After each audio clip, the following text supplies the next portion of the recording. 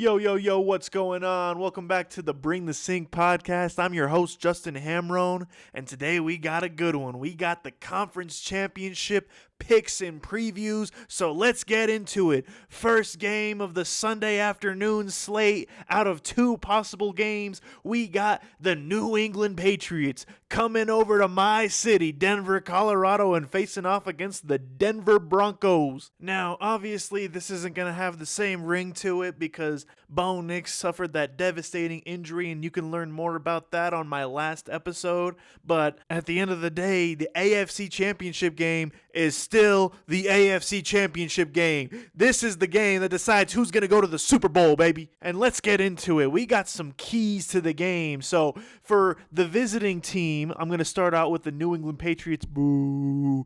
But obviously they are, I think, 5.5 point favorites coming into Denver as the number 2 seed. And normally you think, oh, a road team going up against the number 1 seed is the favorite. That's kind of disrespectful, especially by that large of a margin. But you can kind of understand why, with the certain set of circumstances that we got going on with our injury history, specifically only Bo Nix. Everybody else is pretty much healthy for the Denver Broncos, which I'll get into here in a second. But for the Patriots, I got 3 keys to the game for them. Number 1, Drake May has to protect the football. We cannot see a showing like Josh Allen showed us last week by turning over the football 4 times and 5 total times as a team.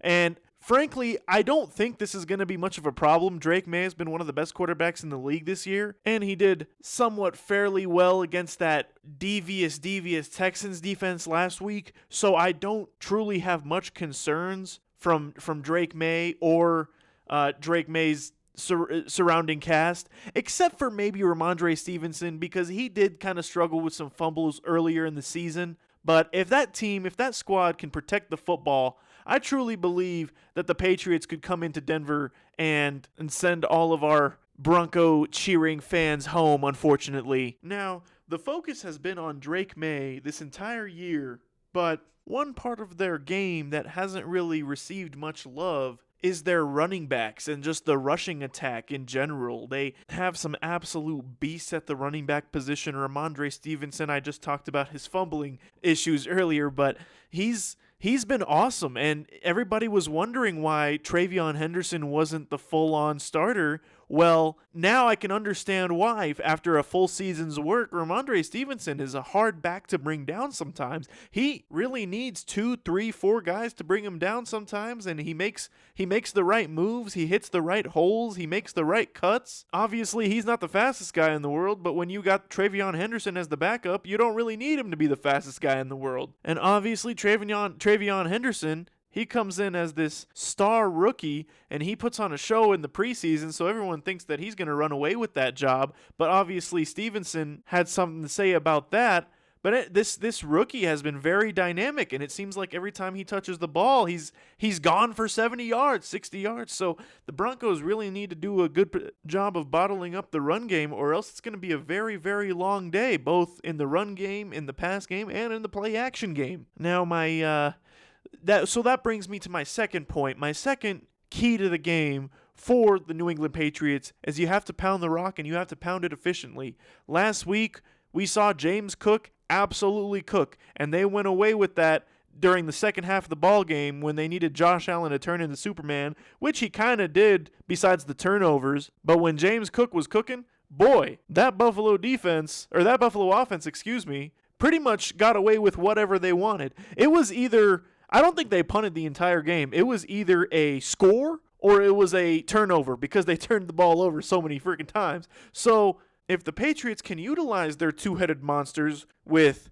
Ramondre and Travion, I think it could be a very long day for that Denver defense. Now, I believe that Brandon Jones is going to come back for the Denver Broncos, and that's huge too. He provides good support in that secondary, and I think he's also one of the most underrated safeties in the entire league. But if the Patriots do not get that run game going, or if the Broncos do a good job of bottling up that run game, I think it'll be a very long day for the Patriots offense. And lastly, my last key to the game for the New England Patriots is they have to protect Drake May. I know this is all kind of cliche, but cliches are only cliche because they're totally 100% valid at the end of the day. So May has been sacked 10 total times this postseason, which, if you think about it, is kind of a lot because they're only played 2 games. And now they're going into Denver, who leads the league in total sacks by a mile. If they don't protect Drake May, this is going to be a very, very long day for the Patriots and Drake May. And he might even get hurt, God forbid. I didn't list any keys to the game for the defensive side of the ball for the New England Patriots because, in all honesty, it's kind of hard to list keys to the game when you don't even know what you're going up against. You don't know what Stidham's strengths are. You don't know what his weaknesses are. So it's kind of hard to plot against that. And they're kind of going into this blind as a mouse. So it's going to be interesting. I am truly curious to see how Jarrett Stidham, especially after being talked up by Sean Payton all week long, and Sean Payton is very, very confident in this kid. I truly can't wait to see how that New England Patriots defense is going to fare against a kid like Jarrett Stidham, especially since he knows that Patriots culture and he knows what Josh McDaniels is going to do on the offensive side of the ball too. So he might even help the Broncos defense with some of the schemes. Now, my keys of the game for the Denver Broncos are as follows. Number 1, I think you got to sack Drake May quite a lot. It's honestly kind of the opposite of what I listed for the Patriots keys to the game, but I think you just got to sack Drake May, pressure him, hit him quite a bit, make him at the most uncomfortable he's ever been throughout his entire year, his MVP caliber year, make him scared, make him jumpy, make him look like a sophomore quarterback, because right now he is not playing like a sophomore quarterback. So if you make him uncomfortable, if you make him scared, you might be able to force a turnover or two. He does have a slight fumbling problem too, and nobody wants to say it because he's been playing so well,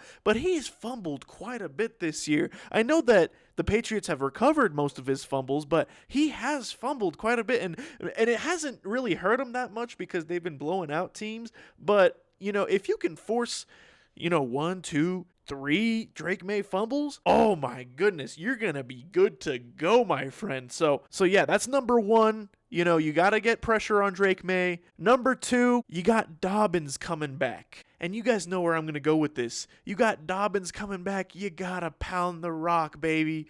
Dobbins was top 3 in the league in rushing yards before he got hurt. Just pound the rock. He knows the holes. He knows where to go. He can make the cuts. He's not the fastest guy. But like I said with Travion Henderson, if you want speed, you got RJ Harvey right there. So pound the rock. You got Dobbins. You got Harvey. You got McLaughlin, who's been playing awesome, maybe splashing a little Tyler Bidet, but at the end of the day, you just got to pound the rock and not ask a lot from Stidham. Stidham has not thrown the football all year, and I don't care what Sean Payton says. This guy is not a starter. He may be a starting caliber quarterback for another team, but he's not the starting caliber quarterback for the Denver Broncos, and there's a reason why he's the backup. And don't get me wrong, Bo Nix is, in my opinion, a top 10 quarterback. So it's kind of hard to be better than a guy who's top 10 in the league right now, maybe top 12, but a backup is still a backup. So what that means is he hasn't taken the reps. He hasn't had much practice with the first team, hasn't had much practice, if any, with the starters at all. He doesn't have that chemistry with the receivers and the center and the O-line, and that's going to be huge. Could he come in and totally torch the Patriots for 375 yards and 4 tuds? Absolutely. Is it likely? I don't know. Probably not. And I say this knowing that the Patriots have one of the strongest run defenses in the entire NFL. So it's going to be hard to pound the rock with them, but you got to keep pounding the rock, and you can't get away with it, or you can't get away from it at any point in time. Don't get discouraged. If they're stopping you short, if they're stopping you behind the line, just keep doing it. Keep running. Eventually, a hole is going to open up. It's kind of like the Derrick Henry tenderizer method. First couple of quarters of Derrick Henry, he's pounding. He's getting 2 yards, 3 yards. He's just pounding. Soon enough, by the third quarter, fourth quarter, those guys are bruised up. all of a sudden they don't want to hit Derrick Henry anymore. And that's when Derrick Henry blasts a 50-yarder up the middle. And I'm not saying we got any Derrick Henrys on the Denver Broncos, but it's kind of the same strategy right there. And then obviously once the running game works, then you can open it up with RPOs and play actions and keep the defense guessing, especially since, like I said before, they have no idea what to expect from Jarrett Stidham besides 4 total games of film from the last, 5 years or so. And my last and final key for the Denver Broncos is you have to play like you deserve to be there. Obviously, it's going to be tough with that injury to Bo Nix, but you got to do it for Bo. You can't let that get you down. You got to continue to believe. You got to continue to play like you've been playing all year long. You got to know that you're there for a reason, and you got to bring the fight to the Patriots. You got to punch them in the mouth. You got to surprise them. They're coming in all cocky, knowing they're taking us on without our leader. But if you come in and you punch them in the mouth, they're gonna be pretty stunned, and who knows if they'll be able to adjust. And then only then will you be able to pull off the upset. And it's so crazy saying upset, knowing that we're the number 1 seed and that we're playing in Denver, but an upset nonetheless, and spoil Drake May's awesome sophomore season. Next up, I'll get to my picks here in a second after I preview both of the games. Next up, we have part 3 of the Rams-Seahawks, this time in Seattle. And honestly, the more I think about this game, the more I'm excited. I truly cannot wait for this game. This game very well could be the Super Bowl, because the AFC has a lot of unproven talent and a lot of, let's just say, missing pieces. So this Rams versus Seahawks game, this could be a legendary NFC championship. And for some reason, I always feel like, correct me if I'm wrong, I could very well be wrong, but I feel like they always play the AFC Championship during the day and then the NFC Championship during the night. Actually, I am wrong, because now that I'm thinking about it, last year I think they played the AFC Championship at night. So it completely disregarded what I just said. But they always put the night game as the best game, and I understand why they put it as the night game this time around, because this is going to be pretty sweet, man. We got Matt Stafford and that high-powered Rams defense led by Sean McVay walking into Lumen Field and taking on Mike McDonald and that legendary Seahawks defense in Seattle, prime time, Sunday night. Woo-wee!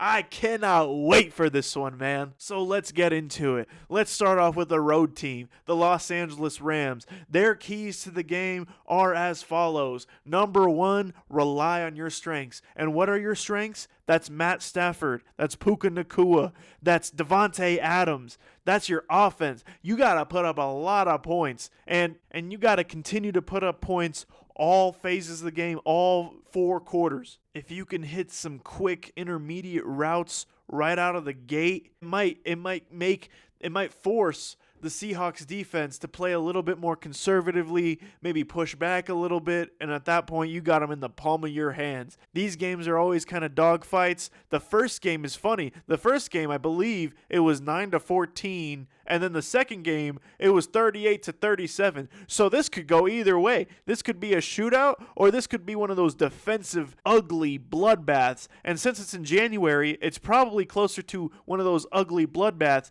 but you really, truly never know. Obviously, that Rams defense has looked a little weakened these last few weeks, leading up to the last, I want to say, 3 or 4 weeks of the regular season. So you just got to score some points. Obviously, They gave up only, 17 points against the Bears, but the fact that the Bears were even able to force it into overtime was absolutely unacceptable. And if the Rams play like they did against the Bears, then they are going to lose this game by probably multiple possessions. So that's key number 1. They got to play to their strengths. Their strengths being Puka, Matt Stafford, and Devontae Adams. They involve those guys, it's going to be hard to lose. Number 2, the rush defense has to step up. I cannot see Kenneth Walker and Zach Charbonnet running country miles on this defense like they've been pretty much doing for the last few weeks against any team that they've played. They have to bottle up those two and force Sam Darnold to win this game. Obviously, Sam Darnold has some weapons to work with. He's got Jackson Smith and Jigba and Cooper Kupp and Rashid Shaheed. But the absolute peak, the absolute best that we've seen this Seahawks team has been when they have been able to successfully gash teams by running the football. So, and you, as the Rams organization, as the Rams defense, you cannot let that happen. You cannot let that Seahawks team gash you for yards and yards and yards. You have to be able to bottle that up. And last but not least, for the Rams, you have to protect Matt Stafford. The guy's only got a couple more years left, maybe 3 more years left in the NFL. You have to protect him. You have to let him go through his reads. You have to give him some time, because this Seahawks defense, my goodness, I cannot come up with as many metaphors or hyperboles, or I can't come up with enough metaphors or hyperboles for how truly, truly devastating and monstrous this Seahawks D-line is. You have to protect Matt Stafford, give him some time, because if you do, somebody is eventually going to get open. We saw Brock Purdy last week running for his absolute life all night long, and that cannot be Matt Stafford, especially since Matt Stafford isn't even as mobile as Brock Purdy. So protect Matt Stafford, and I promise you, Rams fans, you're going to be eaten all Sunday night long. And for the Seahawks, in all honesty, this one's pretty easy. I don't really have much for the Seahawks in terms of their keys to win this game, besides just keep doing what you're doing. I'm pretty sure I said that last week. And it worked. Like they absolutely crushed the 49ers. What was it? Like 41-6 or something? Like that was insanity. Like I said, just keep doing what you're doing. Keep the ball rolling on offense, running the football. Obviously, little play action pass here or there. Don't rely too much on Sam Darnold. We saw that Sam Darnold, even when he does play like New York Jets Sam Darnold, this Seahawks team can still win these football games, and that's truly dangerous. So, don't rely too much on Sam Darnold. Just continue to do what you've been doing best. Running the football, rushing the passer, swarming to the ball, not letting anything get past the line of scrimmage, whether it's through the air or on the ground, returning punts and kickoffs for touchdowns. Like, it's just been hitting and firing on all cylinders for Seattle. So that's why I said there's just too many keys to count, that you just keep doing what you're doing. I don't want to say, keep returning kicks for touchdowns and, keep rushing for 200 yards and, there's just not enough that you can say. Just keep doing what you're doing, and you will punch your ticket to Super Bowl 60. And how sweet is that going to be in front of all of those 49er fans in San Francisco? Now, it's time for the Bring the Sink picks. And I'm trying to decide if I should do a lock of the week or not, because this is kind of hard. There's only 2 games, I got my lock of the week last week, but actually, I don't know if I had a lock of the week. I had an upset of the week last week. If I didn't mention that I had a lock of the week last week, then it would have been Seattle. If I did mention it, then it probably was Seattle. But hindsight is 20/20 at the end of the day. So for my upset of the week, drum roll, the upset of the week is going to be, give me the Denver Broncos standing their ground at home. Jared Stidham beating the big dog New England Patriots 28-20. That's the same score I gave them last week against the Bills. It's another AFC East opponent. Give me the Denver Broncos beating the New England Patriots and earning their trip to the Super Bowl. And since that was my upset of the week, obviously my other game I have to pick as the favorite, and which is kind of boring because this is supposed to be the best game of the day. But sorry, Los Angeles. I got to give it to Seattle. Seattle, let me get a 31-28 victory. It's going to be close. It'll be close. But give me a 31-28 victory for a Super Bowl 48 rematch between the Seahawks and the Denver Broncos. Now, that concludes my picks and previews for the conference championship games. And I did want to mention something. Somebody asked me about my editing for this podcast, and I use the software Riverside. I think it's awesome. I just use the free version. Eventually, I think if this podcast ever gets bigger, I will I will use the paid version, but currently I just use the free version. There's a lot of cool features on there. And in terms of going back in and editing and doing stuff over, I think you guys can obviously see that I don't do a whole lot of that. What I do is I just record my first take, and as long as I don't mess up too bad, that's the take that I'm uploading. So you guys are getting the raw, unfiltered Justin Hamroun from Bring the Sync. You guys are not getting like the heavily edited, like, let me just do this and makes it sound a little better. Obviously, there are some editing tools that I use to cut up that initial first take, but none of the actual content changes. This is the pure, raw, unadulterated. I wouldn't be stuttering this much if this was like a second take or a fourth take or obviously, like an eighth take or whatever. This is legitimately my first take, and then I upload it, and then I don't even listen to it before I upload it. I listen to it afterwards so that way I could learn from my mistakes and see what I need to improve on, see what I need to do better. Sometimes I listen to it and I'm like, wow, that was an awesome episode. I should just continue to doing that.